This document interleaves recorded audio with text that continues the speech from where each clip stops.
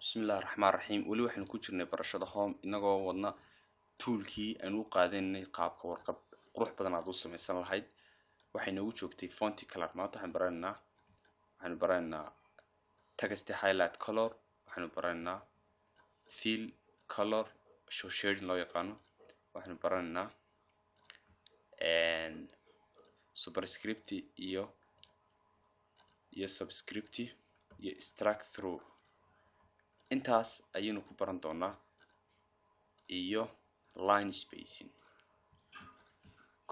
marka ugu horeysa waxaan ugu horeysiinaa goobtani maxay qabataa, goobtan iyo labadan goobood maxay ku kala duwan yihiin. horta aynu tijaabino markaas aan dib u sharaxo.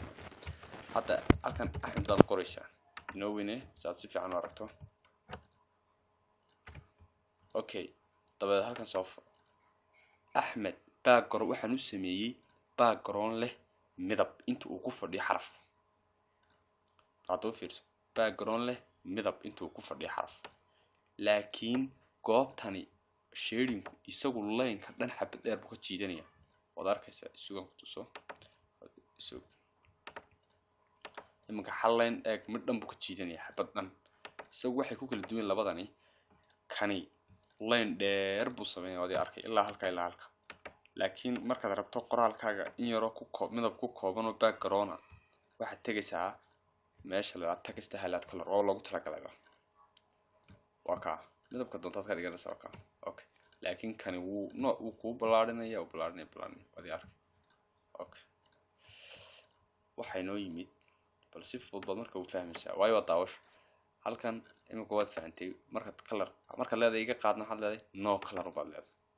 iga daa mid color haysaa no color baad leedahay. kana markaad tegayso waxaad leedahay no color baad leedahay. iga daa baad leedahay waxyaabahan meesha igu qorto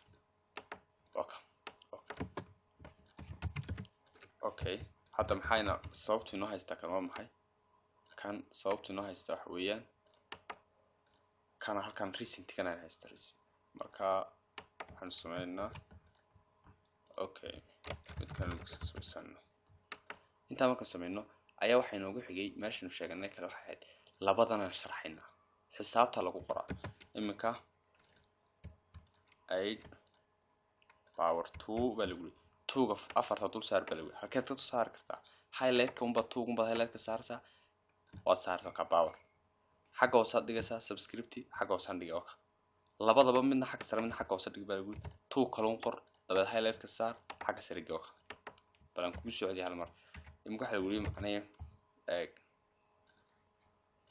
labadan ayaa waxa lagu waa 2 gan asalka hore waa sidan saasi waxa lagu midna xagga hoose gee midna xagga sare. marka 2 gan highlight-ka saar ka saraan geeniya kan kale highlight-kan saaraya subscript baan dhigay. ka sare waxa la yiraahdaa superscript. waxaa la isku qaban karaa control plus shift plus laba plus uu adigi. kan kalena waxaa isku qaban karaa control plus equal waa subscript. kan waa subscript bala u fiirsa subscript. si yaro fudud fahanteen. kan waa maxay qoraalka waa timir waynu ku tijaabinaa. waxaa la isticmaalaa markaad rabto hal line inaad ka cayinto layman kale dabadeed si aad uga cayinto aad xariiq hoos mariso umbada highlight ka marinaysaa hal mar bas dhex marso bal fiirsa imika xariiq baa dhex yaala. waan kartay inta markaad samayso ayaad waxaad samayn kartaa oo kale inaad kan halkan xariiq aad double ka dhigi karto. waxaan teginaa font-iga halkan taala font-igaas teginaa font-ka ma aragtaa ayaynu teginaa xageen ku teginaa si yaro fudud baynu uga tegi karnaa more colors more underlines waa ka